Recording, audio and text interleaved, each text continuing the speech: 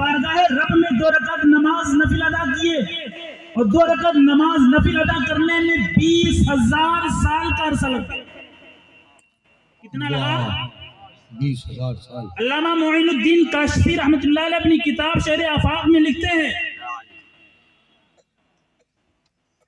कि मेरे महबूब के नूर रब्बे कायनात के महबूब अलैहिस्सलाम के नूर पाक ने जब रब की बारगाह में सजदा किया, 2 रकात नमाज नफिल अदा किए तो 20,000 साल का अरसा लग गया।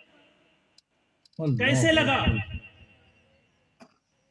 जब तकबीर कहा तो 1,000 साल तक तकबीर तहरीमा में रहे, कयाम किया तो 1,000 साल तक रब की तस्बीह व तहलील कयाम में करते रहे, रुकू किया तो रुकू में रब की तस्बीह व तहलील 1,000 साल तक रब की तस्बीह व तहलील करते रहे, जब सजदा किया तो 1,000 साल तक सजदे में रब की तस्बीह व तहलील बयान करते रहे, यहाँ तक कि हर रुकन पर आपने 1,000 साल का अरसा लगा दिया। हर रुकन पर 1,000 साल का अरसा लगा दिया। नमाज मुकम्मल हुई, सलाम फेरा, मेरे रब ने फरमाया महबूब तूने मेरी इबादत कहाँ अदा कर दिया, मांग क्या मांगना चाहता है। सुभान अल्लाह, सुभान अल्लाह, वाह वाह। रब ने फरमाया महबूब तूने मेरी इबादत कहाँ अदा कर दिया है, मांग क्या मांगना चाहता है। तो मेरे मुस्तफा करीम अलैहिस्सलातु वस्सलाम के नूरे पाक ने रब की बारगाह में अर्ज किया, मालिक तेरे बताने से मुझे इल्म हुआ है, मालिक तेरे बताने से मुझे इल्म हुआ है, तू मुझे एक उम्मत का रहनुमा बनाकर दुनिया में मबूस फरमाएगा, एक उम्मत का नबी बनाकर दुनिया में भेजेगा। मौला बतकाज़ाए बशरियत मेरी उम्मत से गुनाह भी होंगे, मेरी उम्मत से गलतियां भी होंगी, मेरी उम्मत से गुनाह भी होंगे। मौला इसी नमाज के तुफैल अपने उम्मत की गुनाहों की माफी चाहे। मेरे पैगंबर के नूरे पाक ने हम गुनहगारों की बख्शिश की जमानत कब मांगी? दादा आदम भी वजूद में नहीं थे। हम क्या दादा आदम का भी वजूद नहीं हुआ था, कायनात की किसी शय का वजूद नहीं हुआ था, जमीन और आसमान का वजूद नहीं हुआ था, जन्नत दोज़ख नहीं बने थे, या तो खुदा की जात थी या उसके महबूब मुस्तफा करीम का नूरे पाक। उस महबूब के नूर ने रब की बारगाह में अर्ज की, मालिक तेरे बताने से मुझे इल्म हुआ है कि तू मुझे उम्मत का रहनुमा बनाकर दुनिया में मबूस फरमाएगा। बतकाज़ाए बशरियत मेरी उम्मत से गलतियां भी होंगी, गुनाह भी होंगे। मौला इसी नमाज की तुफैल अपनी उम्मत की गुनाहों की माफी चाहिए। बहुत ताला ने फरमाया महबूब फिक्र न कर, कयामत का दिन होगा, कयामत इसीलिए कायम की जाएगी। फरमाते हैं अर्शे हक है मसनदे रिफात रसूलुल्लाह, देखनी है हश्र में इज्जत, कयामत इसीलिए कायम की जाएगी। महबूब कयामत का दिन आपकी उम्मत आपके हवाले करेगी, चुन चुन के शफाअत का परवाना देना। महबूब तुम शफाअत का परवाना दोगे, मैं खुदा उन्हें जन्नत अदा कर दूंगा। मुझको फिक्रे शफाअत हो क्यों कर, दो करीमों का साया है, एक तरफ रहमते मुस्तफा है, एक तरफ लुत्फे रब्बे जली है। वो समा कैसा ज़ीशान होगा जब खुदा मुस्तफा से कहेगा, अब तो सजदे से सर को उठा लो, आपकी सारी उम्मत। सुभान अल्लाह, सुभान अल्लाह, वाह वाह। मेरे पैगंबर अलैहिस्सलातु वस्सलाम ने हमारी बख्शिश की जमानत कब ली? जब कायनात की किसी शय का वजूद नहीं था, या तो खुदा था या उसके महबूब मुस्तफा करीम अलैहिस्सलाम का नूरे पाक। ये मकाम मेरे आका अलैहिस्सलातु वस्सलाम को मेरे रब ने अता फरमाया। अब आओ देखो, आपके पीछे स्टेज के पीछे जलसे का एक टाइटल है जश्न ईद मिलादुन्नबी।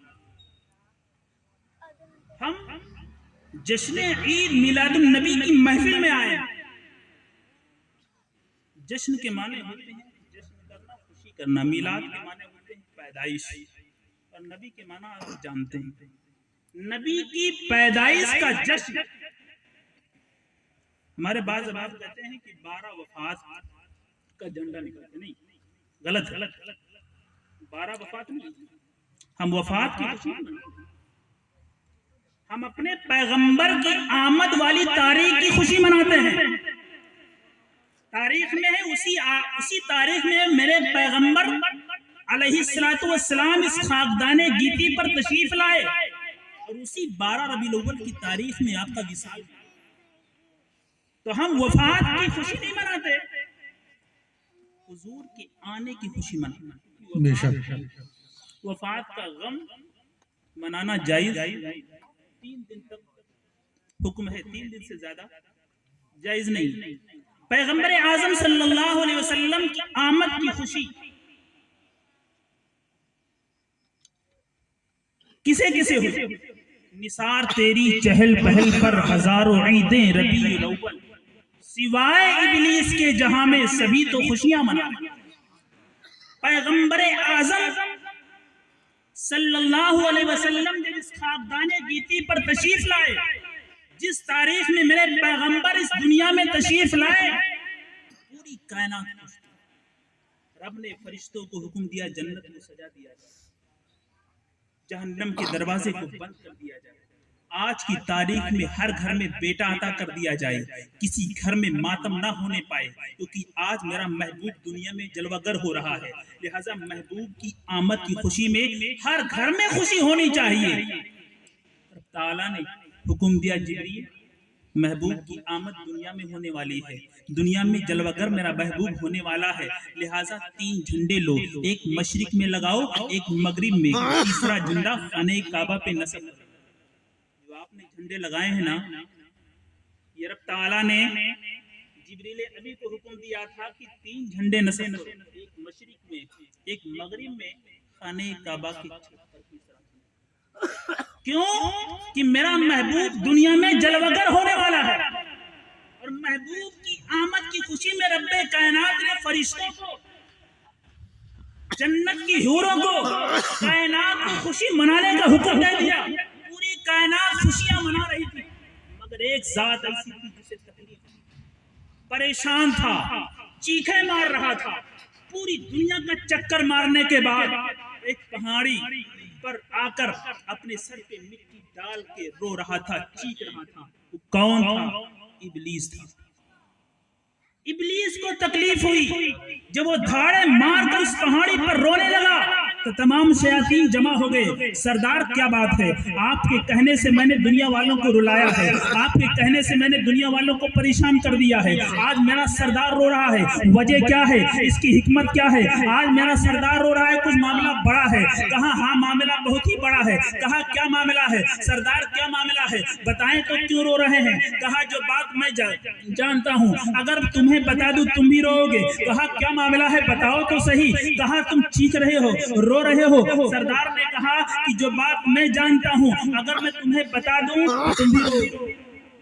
ابلیس کے چیلوں نے کہا کہ آج میں جانا کہ میرا سردار بھی بزدل آدمی, آج میں جانا کہ میرا سردار بڑا بزدل ہے. ابلیس نے کہا کہ میں بزدل نہیں ہوں, پہلوان آدمی ہوں. میری طاقت کا لوہا جاننا چاہتے ہو تو آدم سے پوچھو, میں نے انہیں جنت سے باہر کرا دیا. میری طاقت کا لوہا جاننا چاہتے ہو تو نوح علیہ السلام کے بیٹے کو دیکھو. نوح علیہ السلام کے بعد نبوت کو ختم کرا دی, ان کے بیٹے کو کفر میں ڈھکیل دیا. میری طاقت کا لوہا دیکھنا چاہتے ہو, موسیٰ پیغمبر کی امت کو میں نے گمراہ کر دیا. میں آج بھی طاقتور ہوں. کہا پھر اتنا پریشان ہونے کی وجہ کیا ہے, کیوں چیخ رہے ہو, کیوں چلا رہے ہو؟ کہا بات اصل یہ ہے, آج نبی آخر الزمان صلی اللہ علیہ وسلم اس خاکدان گیتی پر تشریف لے. ابلیس کی چلوں نے کہا کیا ہوا, جیسے اور نبی آئے تھے یہ بھی آئے ہیں, جیسے اور نبیوں کی امت کو میں نے گمراہ کیا ان کی امت کو بھی گمراہ کریں گے, کون سی نئی بات ہے؟ ابلیس نے کہا وہ نبی اور تھے, یہ نبی اور ہے. وہ نبی اور تڑپ کے بولو, تڑپ کے بولو سبحان اللہ. وہ نبی اور تھے, یہ نبی اور ہیں. وہ موسیٰ کلیم اللہ تھے, نوح علیہ السلام تھے. امت لگام پہ نہیں آئی, امت قبضے میں نہیں آئی، امت نے نہیں مانا، رب کی بارگاہ میں بددعا کر دی، امت ہلاک ہو گئی. لیکن یہ پیغمبر ایسا پیغمبر ہے کہ اس کی امت اس پر ظلم ڈھائے گی، مگر یہ اپنے رب کی بارگاہ میں اپنی امت کے لیے ہدایت کی دعا کرتا ہے. بے شک بے شک سبحان اللہ. اس پیغمبر کا مقام یہ ہے کہ جب تک اس کی امت جنت میں نہیں چلی جائے گی، یہ پیغمبر جنت میں نہیں جائے گا. واہ واہ سبحان اللہ. یہ دنیا میں آنے سے پہلے اپنے رب سے اپنی امت کی بخشش کی ضمانت لے کر آیا ہے، اور دنیا میں جب تک رہے گا امت کی بخشش کی فکر کرتا رہے گا، اور کل قیامت کا دن ہوگا اس کی امت سامنے ہوگی، رب کی بارگاہ میں مچل جائے گا. رب تعالیٰ اس محبوب کی بات کو رد نہیں فرمائے گا. یہ محبوب جسے کہہ دے گا اللہ تعالیٰ اسے جنت عطا کر دے گا. سبحان اللہ سبحان یہ مقام، یہ مرتبہ میرے پیغمبر کو عطا فرمایا میرے رب نے. جشن میلاد النبی میں آنے والوں، میلاد کسے منانا چاہیے؟ میلاد کسے منانا چاہیے؟ میلاد اس بیٹی کو منانا چاہیے جو پیدا ہوتی ہی زندہ دفن کر دی جاتی تھی. یہ ہمارے معاشرے کا دستور تھا کہ بچیاں پیدا تو ہوتی تھی، مگر معاشرے کے اندر کیا عالم تھا کہ اسے زندہ دفن کر دیا جاتا تھا. کوئی بچی کو پالنے کے لیے تیار نہیں تھا. میرے مصطفیٰ کریم علیہ السلام نے ارشاد فرمایا، لوگوں جو بیٹی پالے گا وہ میرے ساتھ جڑ کر جنت میں جائے گا.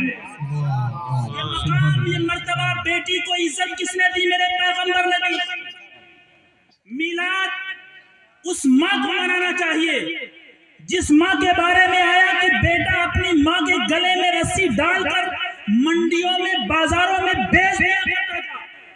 میرے پیغمبر نے ارشاد فرمایا، لوگوں سنو، جنت عرش معلیٰ کے اوپر، 7 آسمانوں کے اوپر سدرۃ المنتہا کے پاس تھی، وہاں سے کھینچ کر لا کے ماں کے قدموں میں ڈال دیا. اور میرے پیغمبر نے ارشاد فرمایا، اے لوگوں، اب جس کی ماں راضی ہوگی اسی کا خدا راضی ہوگا. میلاد اس باپ کو منانا چاہیے جس کے بارے میں میرے پیغمبر نے فرمایا کہ اس کا بیٹا ڈنڈوں سے پیٹا کرتا تھا، اس کا بیٹا اپنے باپ کو ڈنڈوں سے پیٹا کرتا تھا.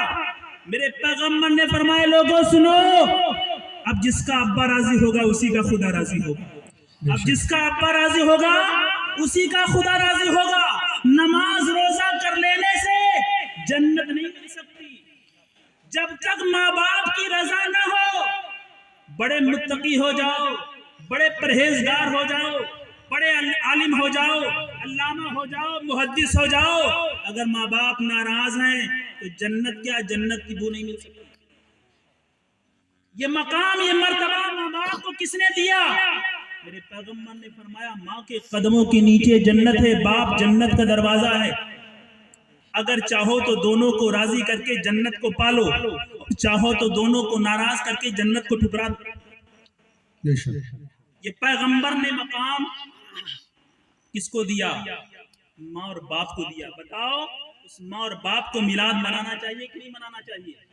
اور میلاد اس غریب کو منانا چاہیے جس کے بارے میں آیا کہ لوگ غریبوں کو بازاروں میں جانوروں کے بھاؤ بیچا کرتے تھے، ان کی کوئی قدر نہیں رہتی تھی. میرے پیغمبر علیہ السلام نے ایک کالے حبشی غلام کو سینے سے لگا کر ارشاد فرمایا، لوگوں غریبوں کو چھوٹا مت سمجھنا، میں محمد کریم جب کل قیامت کے دن جنت میں جاؤں گا تو میرے دائیں بھی غریب ہوں گے، میرے بائیں بھی غریب ہوں گے، میرے آگے بھی غریب ہوں گے، میرے پیچھے بھی غریب ہوں گے.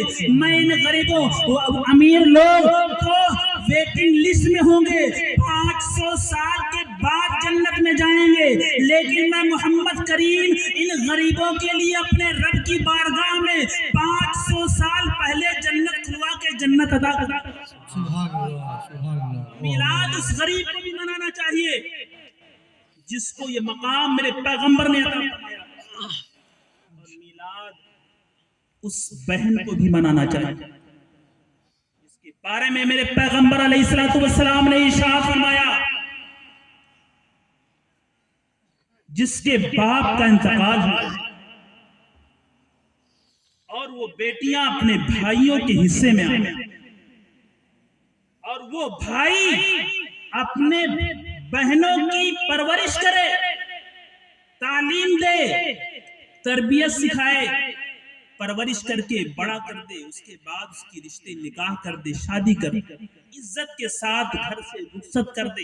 میرے پیغمبر علیہ السلام فرماتے ہیں نا، جو میری دو انگلیاں ہیں نا، دونوں انگلیاں سٹی ہوئی ہیں نا، اسی طریقے سے وہ میرے ساتھ جڑ کر جنت میں جائے گا۔ واہ واہ سبحان اللہ بتاؤ اس بہن کو میلاد منانا چاہیے کہ نہیں منانا چاہیے، جس کو میرے پیغمبر نے یہ عزت عطا فرمائی؟ اور میلاد اس بیوہ